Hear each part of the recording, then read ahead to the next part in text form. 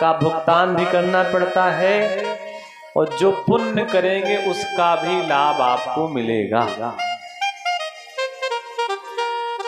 इसमें संदेह नहीं।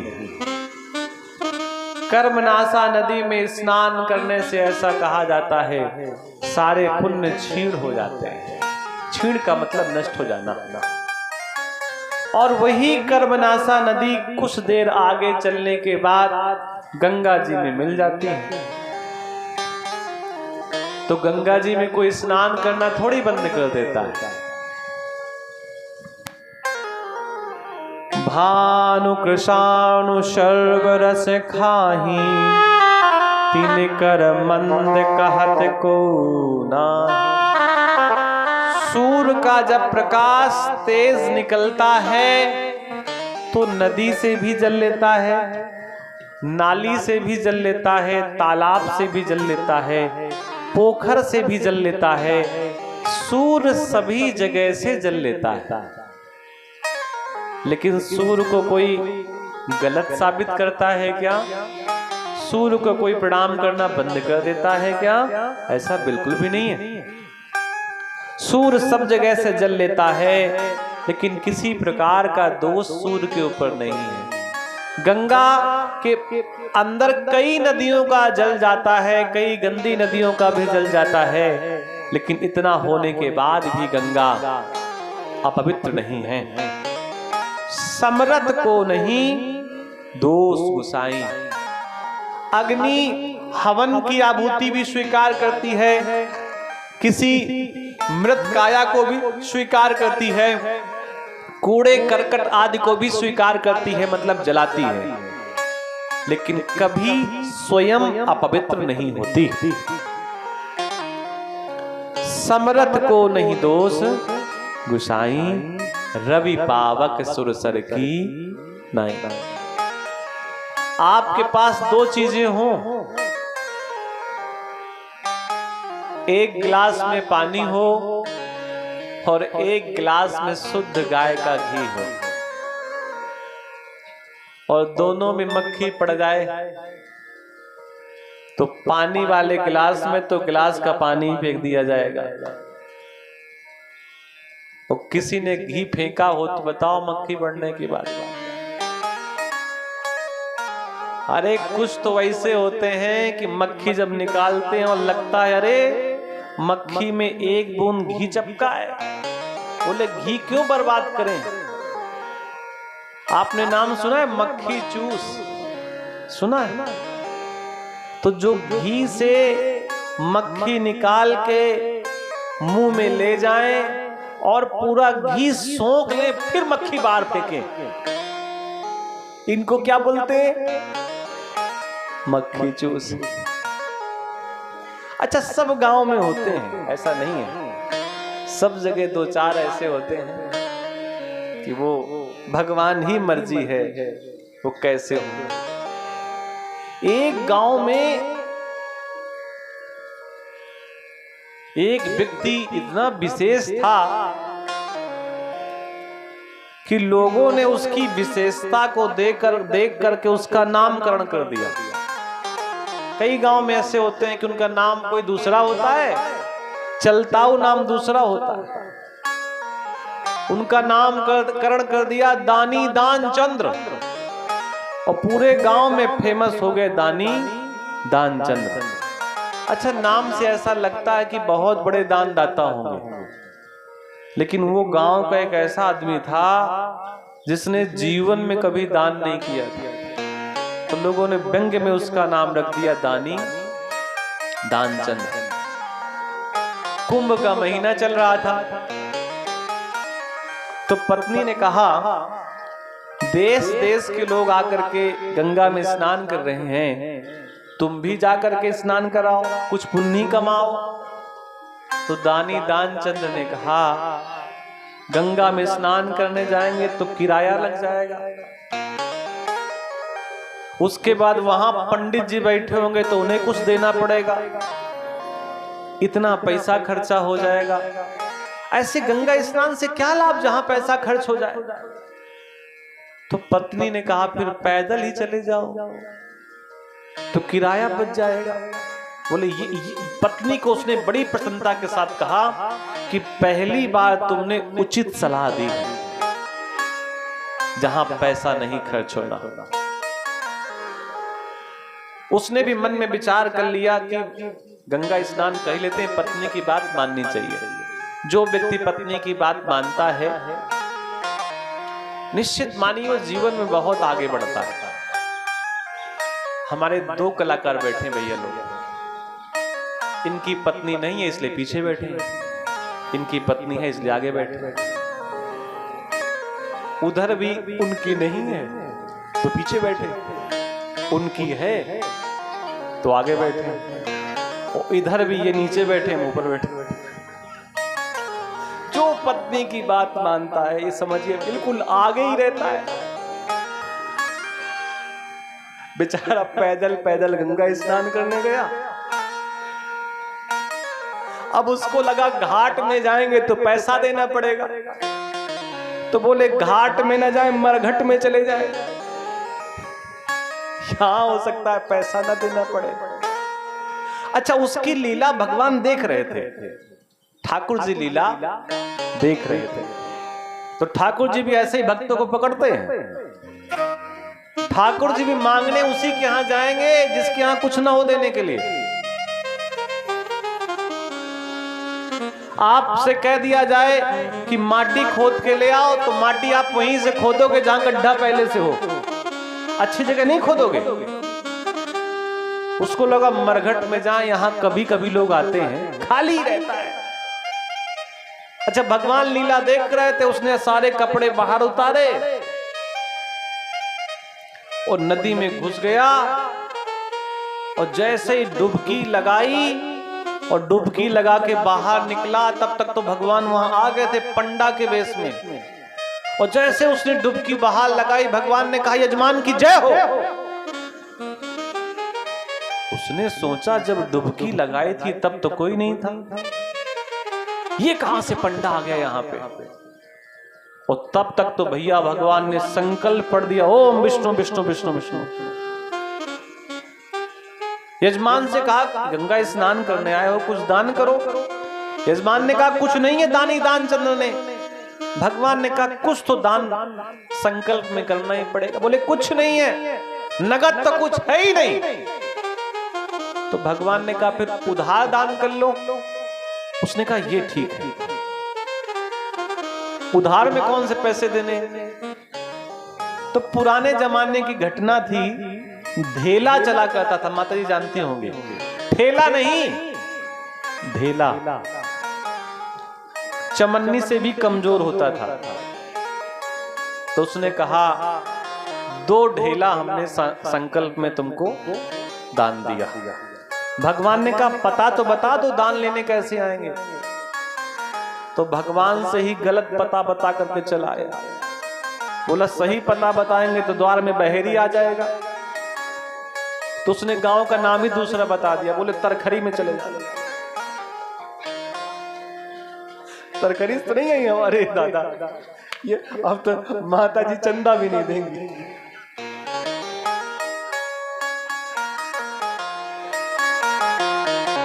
अच्छा, वापस जब अपने घर में दानी दान चंद्र आया तो पत्नी ने शीतल जल पिलाया।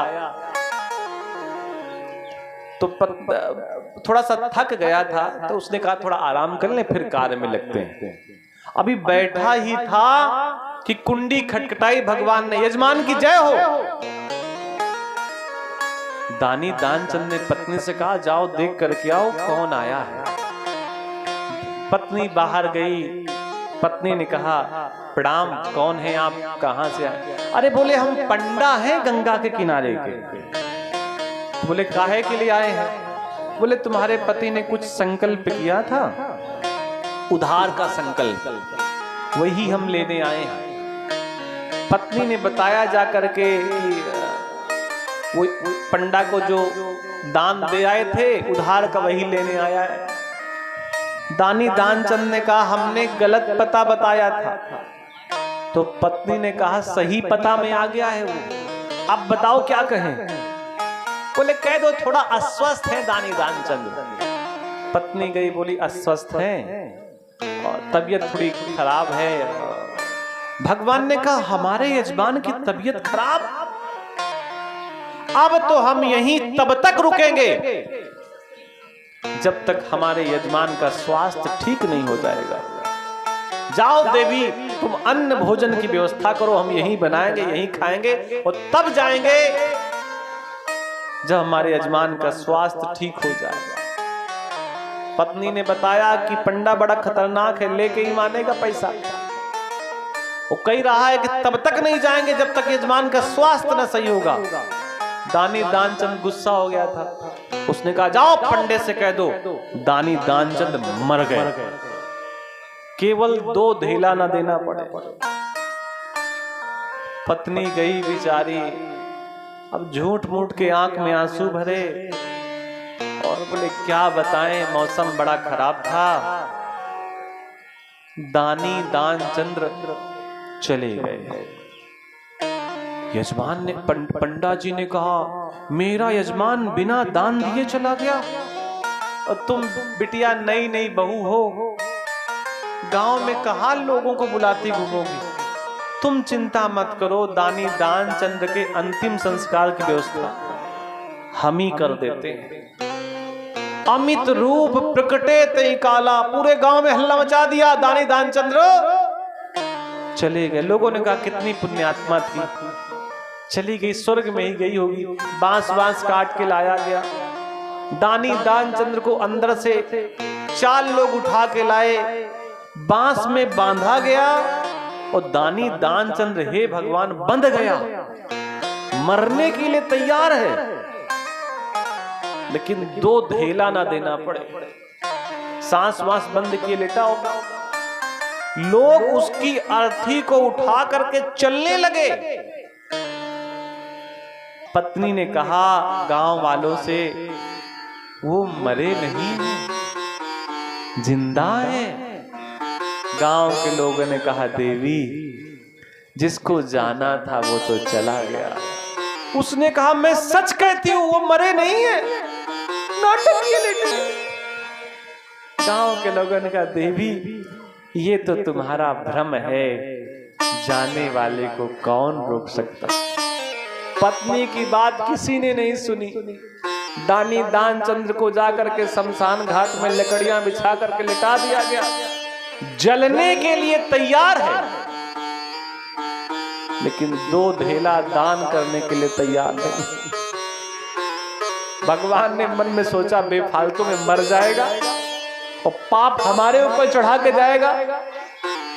भगवान ने कहा मरने से पहले कुछ मंत्र में इसके कान में कहना चाहता हूं।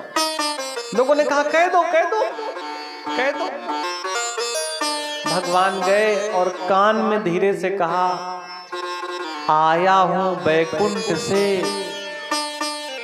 तुम हित नाता जोड़। तुमसे नाता जोड़ने के लिए पता है कहां से आया हूं? बैकुंठ से आया हूं। अच्छा, भाषा इतनी सुरीली थी भगवान की, दिव्य भाषा थी कि उसको लगा भगवान ही आए। तो उसने तुरंत अपनी आंखें ऐसे खोली और जैसे खोली दानी दानचंद्र फिर बंद कर ली, कहीं पैसा ना मांगा। आग लगने वाली थी, भगवान को लगा हे भगवान ये कैसा भक्त है। कान में धीरे से कहा कि तुम जीत गए प्रभु, हम हार गए, अब तुम भले ही हमें कुछ न दो, अब तुम हमसे कुछ मांग लो। तो दानी दानचंद्र ने कहा देखो हमें तुमसे कुछ चाहिए नहीं, हमने जो उधार का संकल्प किया था बस वही छोड़ दो और हमें कुछ नहीं चाहिए। ऐसे ऐसे दानी दानचंद्र है। अच्छा एक बात ध्यान रखना, कथा सुन करके रात में नाटक न करना लेटने का कि भगवान फिर आएंगे। जो बंद जाओ और लकड़ियों के ढेर में जय जय हो जाओ और फिर बाद में पंडित जी को दोष दो आपने बताया नहीं। समरथ कहूं नहीं दोष गुसाई, रवि पावक सुर सर की नाई। समर्थवान को किसी प्रकार का दोष नहीं होता। अगर कोई गांव का गरीब व्यक्ति प्रातः काल भूख से पीड़ित होकर के चने के 4 दाने चबाए तो गली से निकलने वाले लोग उलाहना देते हैं कि भूखे मर रहा है इसलिए चने के दाने चबा रहा है। और वही चने के दाने कोई बड़ा व्यक्ति, समर्थवान व्यक्ति खाए तो लोग कहते हैं बड़े आदमी है, प्रातः काल स्वाद ले रहे हैं। समरथ को नहीं दोष गुसाई, सुर सल जल कत बारुनि जाना, कबहु न संत करई ती पाना। एक उपाय है, जो तप करे कुमारी तुम्हारी। अगर आपकी बेटी तपस्या करे तो भावी मेट सके त्रिपुरारी। त्रिपुरारी भगवान शिव को कहा गया। तपस्या के बाद त्रिपुरारी भावी मेट सकते हैं और तप में बहुत बड़ा बल है। तप बल रचई प्रपंच विधाता, तप बल विष्णु सकल जग त्राता, तप बल शंभु करहि संघारा, तप बल से सुधरई महीधारा, तप आधार सब सृष्टि भवानी, करहि जाय तपवस जिए जानी। तपस्या में बहुत बड़ा बल होता है। सोने को जब तक आग में नहीं तपाया जाता तब तक सोने की कीमत बड़ी साधारण सी रहती है। तपस्या से सब कुछ प्राप्त किया जा सकता है। उर्धरि उमा प्राणपति चरना, जाय विपिन लागी तपु करना। उर्धरि हृदय प्राणपति चरणा, अपने हृदय में महादेव के चरणों को स्थापित करके वो देवी उमा तपस्या के लिए चल पड़ी। अति सुकुमार न तप तनु जोगु। देवी इतनी सुकुमार है कि तपस्या के योग्य नहीं है, लेकिन फिर भी भगवान शिव को प्राप्त करना है इसलिए वो तप के लिए बैठ गई, तपस्या के लिए बैठ गई। अति सुख कछु दिन भोजन, प्रारंभिक दिनों में माता ने भोजन करके तप किया, अन्न ग्रहण करके तप किया शिव को पाने के लिए। लेकिन कोई ऐसी सूचना नहीं मिली कि महादेव प्रसन्न हो गए, तो माता ने भोजन को त्याग दिया। सूखे बेल पत्र ही खा करके देवी ने शिव को प्रसन्न करना चाहा और फिर भी कोई परिणाम नहीं मिला। बेल पत्र को जला करके बेल पत्र का जो धूम उठता है उस धुएं को स्वीकार करते हुए लंबे समय तक माता ने तप किया, लेकिन फिर भी शिव की तरफ से कोई संदेश नहीं आया। अब तो माता ने संकल्प किया कि या तो देह रहेगी या शिव प्राप्त होंगे, या तो शरीर रहेगा या महादेव मिलेंगे। इसलिए देवी ने हवा का भी वायु का भी त्याग करना प्रारंभ कर दिया। पुनि परिहरे सुखानि उपरना, उमहि नाम तब भयउ अपर्णा। एक माता का नाम अपर्णा भी है। तपस्या से जब उनका शरीर सूख गया तो उनका नाम अपर्णा पड़ गया। तब भैया मेघों से आवाज आई, गगन से आवाज आई, बादलों से आवाज आई, भयउ मनोरथ सुफल तब सुन गिरिराज कुमार। हे गिरिराज की पुत्री, तुम्हारा मनोरथ सफल हो गया। परिहरो दुसहे कलेश अब सब अब मिली हैं त्रिपुरारी। देवी, अब तुम्हें भगवान भूतनाथ भोलेनाथ जरूर प्राप्त होंगे, इसमें किंचित मात्र संदेह नहीं है। और पावे पिता बुलाए हूं जब हूं। आकाशवाणी ने एक बात और कही कि जब आपके पिता आपको बुलाने के लिए आए तो हठ को त्याग देना देवी, और पिता के साथ वापस चली जाना। समय बीता, शिव प्रसन्न तो हुए। आकाशवाणी ने कहा तो कि हे देवी, तुम्हें महादेव मिलेंगे, लेकिन सोचने वाली बात है कि कई बार सती माता का पहले भी जन्म हो चुका है, और हर बार सती माता ने भगवान शिव की बात नहीं मानी। इसलिए महादेव ऐसा सोच रहे हैं कि अब विवाह करने से पहले मैं कई प्रकार की परीक्षाएं लूंगा। भगवान शिव ने सप्त ऋषियों को भेजा कि जाओ पता करके आओ सती के मन में, देवी के मन में क्या चल रहा है। सप्त ऋषि गए और सप्त ऋषियों ने देवी से समझाया कि हे उमा, किनकी तपस्या में तुम लीन हो? अरे वो तो आजकल भांग के नशे में रहते हैं, वो क्या आपका ध्यान रखेंगे? अगर आप हमें अनुमति दो तो हम श्री नारायण से आपके विवाह की चर्चा करें। कई बार शिव की निंदा और नारायण की प्रशंसा जब सप्तऋषियों ने की, बहुत ध्यान से सुनने योग्य कथा है, तो माता सती ने उसी समय सप्तऋषियों से कह दिया कि महात्मन, मैं पर्वत की बेटी हूं। जिस प्रकार पर्वत अडिग रहता है, चलता नहीं है, एक जगह स्थापित रहता है, उस प्रकार मैं भी स्थापित हूं, और मैं अपने गुरुदेव के वचनों से अलग नहीं हो सकती।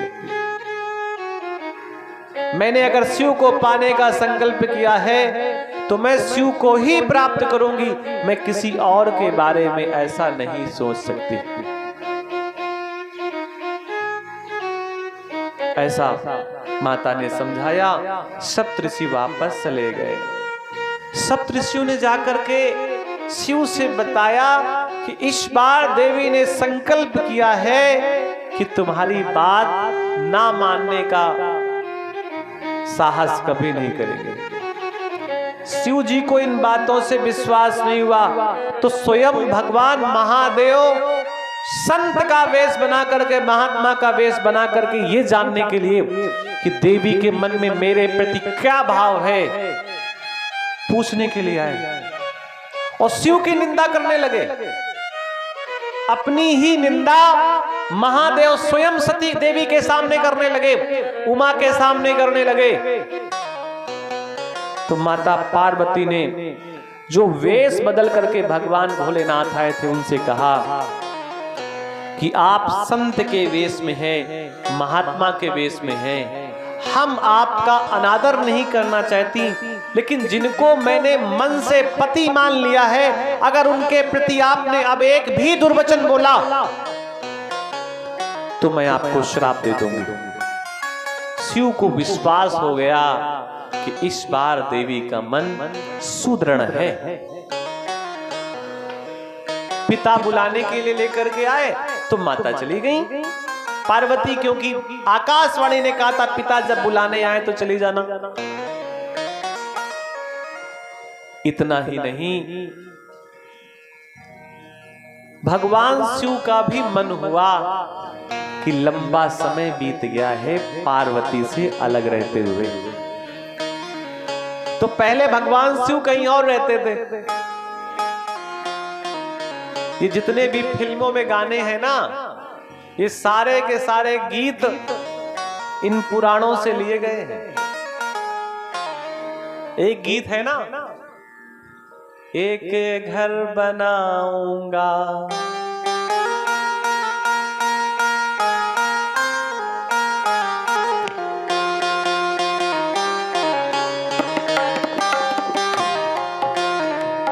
एक घर बनाऊंगा तेरे घर के सामने, दुनिया बसाऊंगा तेरे घर के सामने, एक घर बनाऊंगा तेरे घर के सामने। ये गाना भैया यहां से चोरी हुआ है, भले कोई कॉपीराइट कह दे कि मेरा लिखा हुआ है।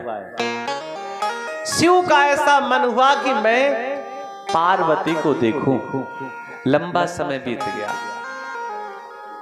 तो भगवान पहले कहीं और रहते थे और फिर वहीं आ गए कैलाश में रहने के लिए। अच्छा, जैसे ही पर्वतराज हिमालय को मालूम पड़ा कि भगवान शिव यहां पर रहने के लिए आए हैं, तो तत्काल पर्वतराज हिमालय शिव को प्रणाम करने के लिए गए।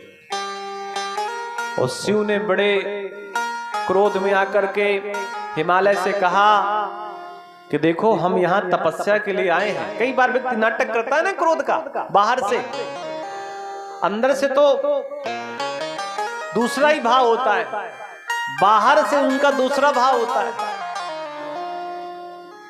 एक हमने कहीं कथा सुनी थी कि एक व्यक्ति के यहां एक मेहमान आ गया। अच्छा, मेहमान आते हुए तो अच्छे लगते हैं, लेकिन जितनी जल्दी चले जाएं तो और अच्छे लगते हैं। अब बेचारे मेहमान आ गए तो बढ़िया लड्डू कचौड़ी रोज सुबह शाम मिलता था। अच्छा, जब भरपेट भोजन मिल रहा है तो मेहमान बेचारा घर क्यों जाएगा? तो 2 दिन रुक गया, 3 दिन रुक गया मेहमान। तो पत्नी ने पति से कहा कि ये तो जाने का नाम ही नहीं ले रहा। तो पति ने कहा, आओ लड्डू कचौड़ी खिलाओ। जब इतनी प्रकार की मेवा खिलाओगे तो क्यों कोई जाएगा? तो पत्नी ने सलाह दी। माताओं के पास एक वस्तु बहुत दिव्य है, सलाह। और पत्नी ने सलाह दी अपने पति से कि देखो, एक काम करना, शाम को भोजन के समय हम लोग नाटक करेंगे। बोले क्या नाटक करेंगे? बोले झगड़ा करेंगे। बोले उससे क्या होगा? अच्छा, पति थोड़ा सा, पति बेचारे होते ही ऐसे हैं, जो बेचारे फंस जाते हैं, सताए जाते हैं। तो पत्नी ने कहा, देवी झगड़े से क्या होगा? बोले झगड़े से ये होगा कि तुम गुस्से में ये कह देना कि आज से मैं तुम्हारा बना हुआ खाना नहीं खाऊंगा। तो मैं भी गुस्से से कह दूंगी, मैं आज से तुम्हें भोजन बनाऊंगी नहीं। अच्छा, शाम को जैसे ही भोजन का नंबर आया, लड़ने लगी पत्नी अपने पति से, मैं के चली जाऊंगी, मैं ये कर लूंगी, वो कर लूंगी। पत्नी ने कहा, फिर तुम चली जाओ, रोज रोज झगड़ा हमसे बर्दाश्त नहीं होगा। आप ये ना सोचना ऐसे हम घर में झगड़ते हैं, वो सब यही नाटक चलता है। घर में तो भैया शेर के सामने जब बब्बर शेर आ जाता है तो सारे शेर बिल्कुल शांत हो जाते हैं। मैं मैके चली जाऊंगी, तुम चली जाओ, मैं आज के बाद खाना नहीं बनाऊंगी, मत बनाओ। मेहमान ने सोचा, जब इन्हीं के भोजन की व्यवस्था नहीं है तो हमारी क्या व्यवस्था होगी। मेहमान ने अपना थैला उठाया और घर से चला गया। तो पति ने अपनी पत्नी से कहा, चले गए, चले गए। वो इतनी जोर से कोई लड़ता है क्या? तो पति ने कहा मैं तो झूठ मूठ का तुमको डांट रहा था। तो पत्नी ने भी अपने पति के आंखों से आंसू पोंछे और कहा देवी स्वामी परेशान मत हो, मैंने भी झूठ मूठ का झगड़ा किया था। तब तक तो भैया वो मेहमान भी आ गया, उसने भी कहा हम भी झूठ मूठ के गए थे, बनाओ खाना। तो भैया झूठ मूठ की चीजें ऐसी बड़ी खतरनाक होती है। भगवान शिव का मन हुआ देवी को देखें, तो झूठ मूठ का नाटक किया, हम यहां तपस्या के लिए आए हैं, रोज रोज मत आना। और पर्वतराज हिमालय चले गए। एक दिन तो पर्वतराज हिमालय अपनी पुत्री को लेकर के शिव की सेवा में आ गए। और जैसे माता पार्वती को लेकर के पर्वतराज हिमालय सेवा में आए, तो शिव का ऐसा मन हुआ एक बार देखें देवी कैसी है। तो जैसे ही थोड़ी सी आंख खोल करके भगवान भूतनाथ भोलेनाथ ने पार्वती की ओर देखा, तो वहां पर खड़े कामदेव ने उसी समय अपने बाण चला दिए और बहुत देर तक शिव माता पार्वती को देखते रहे। मन में भाव जगा कि बहुत देर देखना मेरा उचित नहीं है, और मैं बहुत देर तक क्यों देखता रहा, कारण क्या है। तब मालूम पड़ा महादेव की कामदेव आम के पत्तों के पीछे छुपाए। क्रोध में आकर के भगवान भोलेनाथ ने अपना तीसरा नेत्र खोला और कामदेव को भस्म कर दिया। और फिर भगवान शिव के यहां से माता पार्वती और पर्वतराज हिमालय अपने आंगन में गए। विवाह की तैयारियां होने लगी। एक छोटे से गीत का सहारा लेते हैं, फिर आगे हम लोग भगवान के विवाह की कथा सुनते हैं। सीताराम सीताराम सीताराम कहिए, जाहि विधि राखे राम ताहि विधि रहिए। सीताराम सीताराम सीताराम कहिए, जाहि विधि राखे राम ताहि विधि रहिए। सीताराम सीताराम सीताराम कहिए, जाहि विधि राखे राम ताहि विधि रहिए। सीताराम सीताराम सीताराम कहिए, जाहि विधि राखे राम ताहि